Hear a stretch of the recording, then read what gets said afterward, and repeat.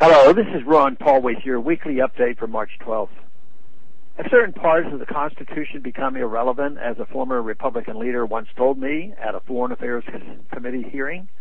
At the time, I was told that demanding a congressional declaration of war before invading Iraq, as Article 1, Section 8 of the Constitution requires, was unnecessary and anachronistic. Congress and the President then proceeded without a constitutional declaration, and the disastrous Iraq invasion was the result.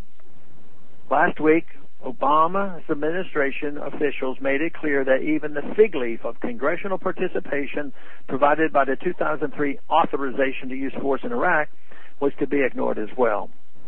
In a hearing before the Senate Armed Services Committee, Defense Secretary Leon Panetta stated clearly and repeatedly that the administration felt it was legally justified to use military force against Syria solely with international permission.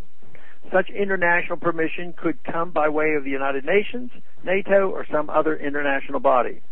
Secretary Panetta then told Senator Sessions that depending on the situation, the administration would consider informing Congress of its decision and might even seek authorization after the fact.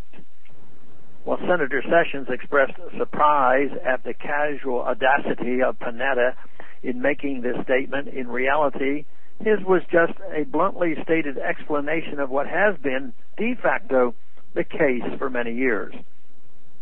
When President Obama committed the U.S. military to a preemptive war against Libya last year, for example, Congress was kept completely out of the process.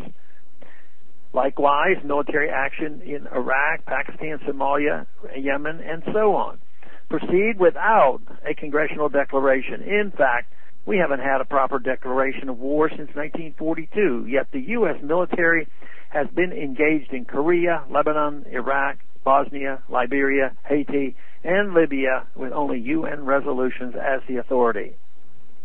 Congress's only role has been authorizing funds, which it always does without question, because one must support the troops. Of course, we should reserve our harshest criticism for Congress rather than the administration. If the people's branch of government abrogates its constitutional authority to the executive branch, who is to blame? Who is to blame that Congress as a body will not stand up and demand that the President treat the Constitution as more than an anachronistic piece of paper or merely a set of aspirations and guidelines?